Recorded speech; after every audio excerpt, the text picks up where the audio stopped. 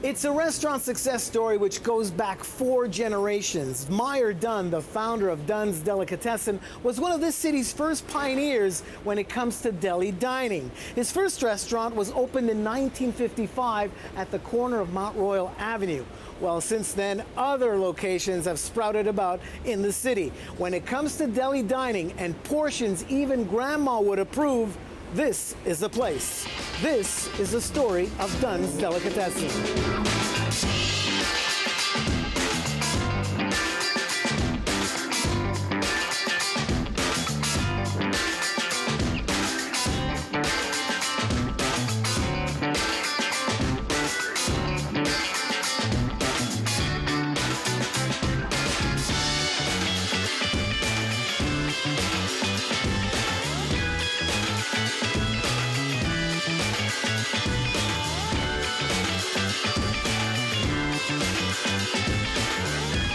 With 5 stores scattered across the city, Dunn's flagship restaurant is on Metcalfe Avenue in downtown.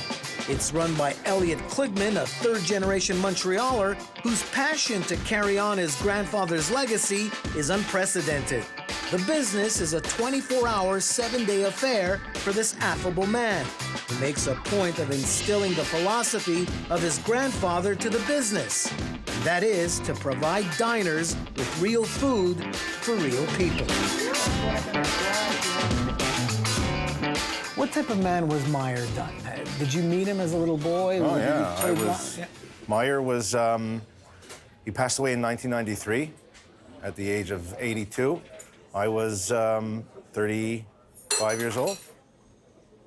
I don't know if those numbers are right, but we'll double check that. So you had a nice childhood with your grandpa? Terrific, yeah. Spending time up north at the country house. Used to make me smoke me sandwiches on onion rolls. He got me into it. He got the passion in me. He was a restaurateur from day one. I mean, not only did he found Dunn's, but he had other restaurants. Meyer was 17 years old when he started on Notre Dame Street. I remember him telling me stories that he was operating his restaurant, didn't have enough money to buy steaks, but there was a grocery store across the street. A customer would come in, ask for a steak, he'd run across the street, buy the steak, run back to his restaurant, slap it on the grill, cook the steak for the customer, and that's how we started. What made him such a professional with respects to food, do you think? I don't think he ate very much when he was in Russia. He was always hungry. Yeah. And then the business could have been passed on to your father, but your father had other interests, and then he passed it on to you. I don't know. I don't know if the business could have been passed on to my father. Meyer Dunn started Dunn's, like I said, in 1927. He was on Notre Dame. In 1932, he moved to Papineau and Mount Royal. In 42, he moved to Park and Mount Royal. And then in 52, he was on St. Catherine Street and created the legacy that exists till this very day.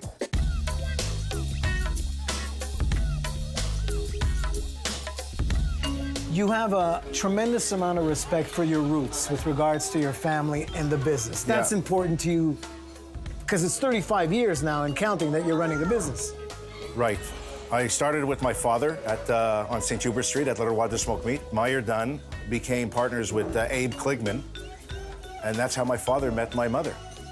Mr. Dunn's daughter and Mr. Kligman's son met, and the king of smoked meat, Little Water Smoked Meat, spawned the prince of smoked meat. So what was that day like when you and your father had the discussion where he says, Elliot, you're going to have to take over Dunn's? What was that day like for you? Or Okay, first of all, that never happened. That never happened. My father told me you have to shoot yourself in the head if you want to get into the restaurant business. Did he really? Yeah, he was not impressed with me even thinking about doing it. It was something that I was always interested in. I used to sell textiles as a kid in the rag trade. And I ended up, bye guys. Thank you. Okay. I love it. The customers are always first priority.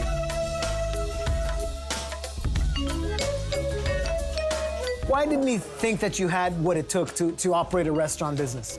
Your dad, I'm talking about. My father didn't like the restaurant business. He found it a very tough business, which it is, indeed. You have to have an iron stomach to deal with the staff and all the day-to-day problems. But at the end of the day, if you have a passion for the food, I think that's enough to keep you going and make you successful, and I certainly have it. My father eats all bran in the morning, and he'll eat a fruit in the middle of the afternoon. I eat a smoked meat sandwich or a hot chicken sandwich for breakfast. So when he comes inside and he walks through these doors, He's proud. He's proud. Yeah, of course. Oh, he loves it. Loves what I've done. And he wants to see me do more. I want to know, what's the secret to making a good sandwich? The secret is mostly how you cook your meat and how you slicing your meat. Very important to slice it thin, eh? Very, very important to make a nice thin slice. How long does it take to learn to cut smoked meat, in your opinion, Piku? For me, it was take 1.5 years. Really, But it's still a lot to learn more about the smoked meat. And is it easy to train to somebody to do that? It's easy to train. But you have to be careful. Yes, and you have to concentrate what you're doing. And you're always cutting against the grain or with the grain? How do you do that? You have to always slicing against the grain. Let's talk a little about the success that you touched on it now. The keys, in my opinion, with respects to Dunn's, that's coming in as a little kid when we were teenagers on St. Catherine Street, the portions. Right. The quality of the food and the portions, for me, was always something which left us, like, amazed. Yeah. And that today is still prevalent. Yeah, we're still doing it. Unfortunately, the price of meat has gone through the roof. We had to raise the price of our sandwich this year, which was a very scary thing for us to do. But at the end of the day, really, all our customers understood, and we had one complaint since we raised our price of smoked meat sandwich to $10, which is where it is now. At Tashro, there was one woman that complained about the price, and that was it. So it's good to know that the consumer acknowledges that the product is not a belly filler, hot dog, a hamburger. It's a specialized item in a smoked meat sandwich. But yet, how do you still become creative with your core product? Because when people hear about Dunn's, they think smoked meat, but you have an abundance of selections from your menu. You know what? As we were growing, we would hire more meat cutters. Can I take it? Yeah, you can ignore it. Yeah. It could be a customer. Okay, pick it up. Hello. 100 pounds? Right away.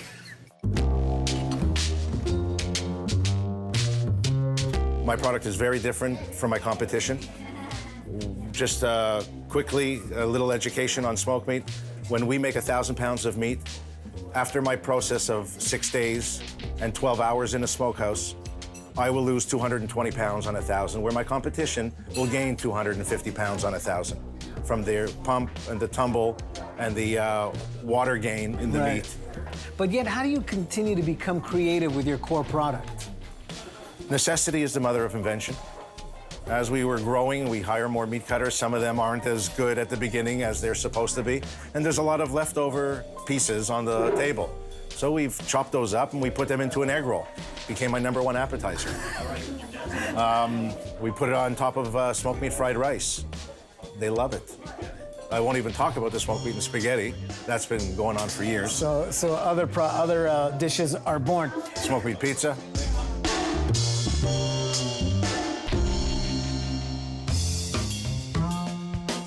In your opinion, what's the success to a great sandwich? The bread? The soft, nice soft meat. There you go.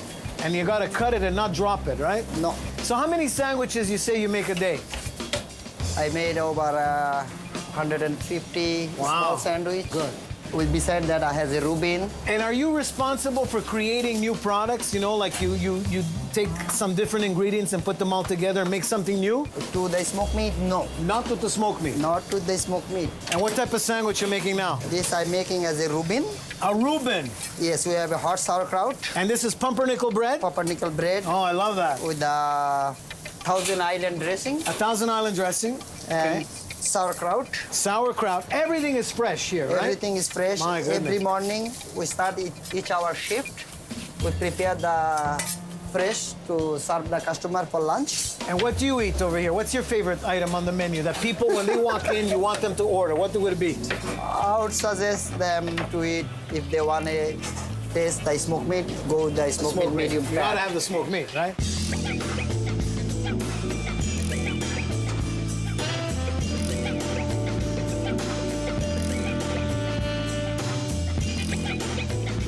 It's become such a staple of Montreal society. Obviously, you're proud of that. Absolutely. But at the same token, it adds pressure on you, doesn't it? To keep the consistency Well, high? you know what?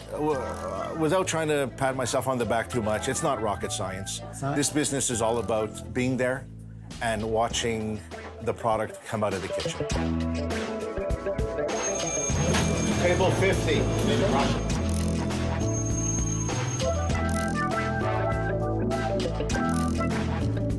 Our concept is more homemade, fast, as opposed to the fast food industry. They're using frozen stuff to make the product. We're making everything fresh, from our potato latkes to our soups of the day to our meat sauce, etc. And you got to make sure that you're watching the stuff come out. If the stuff comes out right, customers are coming back.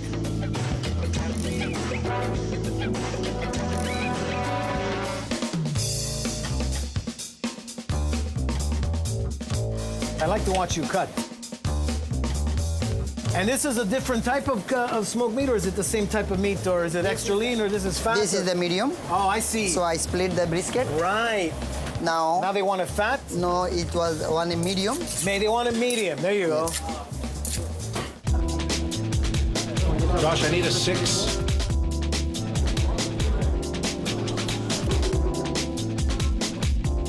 "24 hours, 7 days a week takes its toll on family. A lot of Yeah. sacrifice that you put into this business. How do you deal with that?" Well, you know, they say absence makes the heart grow fonder. My family loves me because they never see me. Which could be bad or good, I guess. Yeah, no, I think that's the way to keep a relationship healthy. You're going to pass on the business to your son, Andrew, who's also part of the business. Yeah. So that should be something to look forward Yeah, to. no, in terms of- I'm proud of what Andrew's doing. He's, he's taken the ball from what I took from my grandfather, and he's youngifying the business. He's going back to roots at the same way, in the same breath. He's going back to the old school look. Yet he has a vision for the future, and I'm ready to step back and pass the smoke meat cutting knife to him. So what's the legacy that you want to leave behind? Well, I want him to know about the quality of the food and how important it is to please the customer. At the end of the day, that's the bottom line. Customer's happy, he's coming back. So he's got it, he knows it, and he'll make sure that he pleases the customers long after I'm gone. The future of Dunn's is represented here by Elliot's son, Andrew. First of all, great to see you. And unlike what your grandfather did, you are following in the footsteps of your dad. Sir. Which is kind of amazing and nice. First of all, tell me about your interest in the business. You obviously like to eat. Look at you. Love to eat, as you can tell. No. No. But look, I've been working here about a year now. I just graduated from John Molson School of Business. Oh, here you go. It's been about a year since I started working here, and I just saw an opportunity. I think it's a great brand. It's been around 88 years, and just running with it now with my dad. So It's about implementing the 4 Ps of marketing, isn't it? People, place, product, and process. Absolutely. And you get in on it.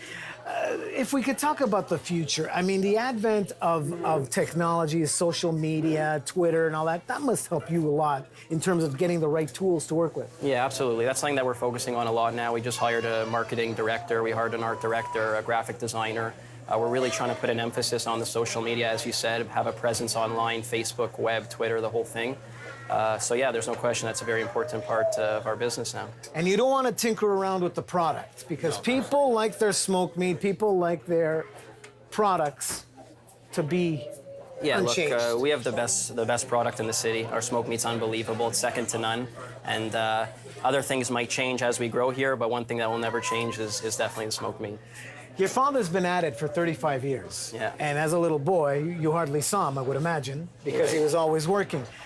24 hours, 7 days a week. It's a cutthroat business. Are you prepared to put in the amount of sacrifice you require? Well, like you said, look, I grew up in the business. When I was a kid, I was working in the kitchen, helping out with the dishes and stuff. So, I grew up in it, and absolutely, I'm prepared for it. I knew that's what it was going to be coming in, and I'm ready to work at it for sure. Does your dad's dad, Elliot's father, your Yeah. grandfather, Yeah. what advice does he give you that you could implement into the business? Look, we've had some conversations, the 2 of us, the 3 of us, and he has a lot of insight. He was at it for a while too, and there's no question he's a great mentor, and with him and my father, I should be in good hands. Well, listen, continued success, man. I mean, you're carrying on the legacy and accepting the torch from your dad and grandpa and great-grandpa, and my hat off to you, man. I appreciate it. Good job. Nice to see you.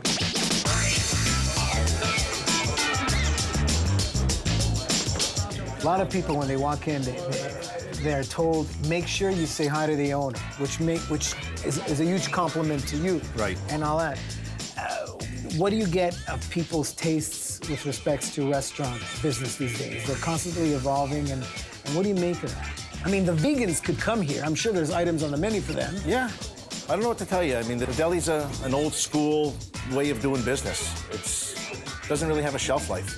We've been around since 1927, kind of doing the same thing. Ron, one of our better customers. All the best. Take care. But 24 hours, 7 days a week, Yeah. you get to see a lot of different things. Oh, it changes. The gentleman that you just saw walk out of here, you won't see him here at 2:30 or 3 o'clock in the morning. But So you adapt to the different clientele at different absolutely. hours. Yeah. You have a menu is so big, and there's all kinds of stuff that flies out of the kitchen here, right? Yes, and our time to do it Has to be fast. in 10 minutes. 10 minutes or less, Yes, or less. or else what happens? Or- Elliot starts screaming. No, because look, you working in your break. You like to come to eat at Dunn's. Right. If you have a half an hour You only break, have half an hour lunch, you gotta eat right away. And it's a lot of pressure working in a delicatessen, or you like it? I like it. I've been working last 10 years at Dunn's only. Okay. And then what do you think? You think I should learn to cut smoked meat myself? If I make myself a sandwich? Easy to learn. You think I could do? You can do it. What do you do to relax? What do you do for leisure? If there's any room for that, aside from answering the phone all the time. I'm getting aggravated. What do I do for leisure? Yeah. Hobbies. I like to read. Read about smoked meat. Yeah, read about the other restaurants. No, you know what? I live a different life. I spend a lot of time in the restaurant. I'll go home for a few hours. I'll come back for a couple of hours. It's a different way of living. I'm not complaining. I love it. I couldn't do it any other way. And you branched out to, the product is found in other parts. I mean, Well, we've been doing business with Costco for the past 10 years, right across Canada, in their food courts and in their coolers. And we just got our coleslaw listed with Costco as well. And there seems to be an appreciation to the brand and an appreciation to the quality that we put in it. is that the dream of every restaurateur, to get their brand, to get their product out there for the masses? I would imagine it is. I don't know for sure, but I have talked to other restaurateurs, and they don't seem to want to expand or to get their brands out. More responsibility, Yeah, more headaches. maybe. Obviously deal with the Quebec products, the Quebec farmers that offer you the produce, vegetables, and you're very supportive of them as well? Absolutely. Most of our vegetables, the ones that we can buy from Quebec, we do. All our meat is Canadian steer. Don't confuse that with Canadian deer. We did an interview a little while ago with some people in Australia. No, it's not venison. It's No, seriously, we did an interview with the Good Morning Show in Australia, and I was telling them about Canadian steer. And after the interview, they were talking to each other, going, "Canadian deer? Can you believe that it's a popular It tastes so delicacy?" good. Yeah. It tastes so good. Yeah, so it's steer, not deer. Show me how to do it. Yeah. Do this. What about first the mustard, no? Yeah, you can put some mustard. Like this, Depend. like this, Yeah. like that, okay? Yeah. Then you take the fork at an angle. You have to take with your left hand like Left this, hand, like this. and you're gonna start slicing from this part of the Okay. knife. Like this. Yes. Huh? How's that? How Pico, what do you Beautiful. think? You there? Huh? You there? And then you stack it like this? Yeah. No, you did it nicely. How do you stack it? Now you can take some more sliced meat from here. Okay, good. Yeah. Okay. Yeah. Okay. Now Okay. you start pile it up. Now I pile it up. Yeah. But you did it so quickly. Look at it. You can do it. Oh my God, Elliot would fire me on the spot. We all learn There you go. Something like this, right? something like that. This looks prettier when Pico makes it. There you go. So Then you put it on top like this, yeah. and then you gotta cut it. And Put your hand in the middle. No. Yeah. You cut it, Yeah. and there you go. Not bad, eh? That's how you do it. Thank you very much. Pico here at Dunn's. Thank you, everybody. So 35 years and you look healthy, you still go at it. What's a typical day like, aside from answering the phone constantly for Elliot? You wake up, you Well, come I straight wake in? up, I go work out a little bit. You know, I want to keep healthy. I'm not 30 years old anymore. And I'll come in and I'll have, like I said, my hot chicken sandwich for breakfast. Which is a lie, I'm sure. No, it's not. You have a hot chicken sandwich for Well, breakfast? not every morning, but... Okay. So describe the perfect smoked meat sandwich. You have to have... Let me get back to you on this here.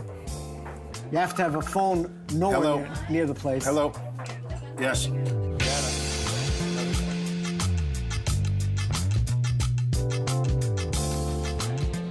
The perfect smoked meat sandwich, in your opinion, has to have Fat. A lot of fat. So the extra lean is a no-no. Well, it's not a no-no. A lot of people like it, and I will serve it to them. But when a customer orders a medium fat, I know that this customer knows what he's talking about, and I make sure that I give him the best sandwich I can. And the rye bread has to be fresh. Absolutely. And no matter what bread you use, some people like it on a roll. Some people want it with challah, egg bread. Yeah. It's got to be fresh. I always tell people bread is half the sandwich. So a tourist from a different part of the world walks into your establishment, has dinner. What do you think you want him or her to leave with? What impression, obviously from... Well, I want him to leave with, wow, that was incredible. I'm going to tell a couple of my friends. And usually they do. Word of mouth. And then they come back. Well, listen, continued success. I know that you're busy. And keep at it, man. You're very Thank inspirational. You know that. Appreciate the You're inspirational. interview.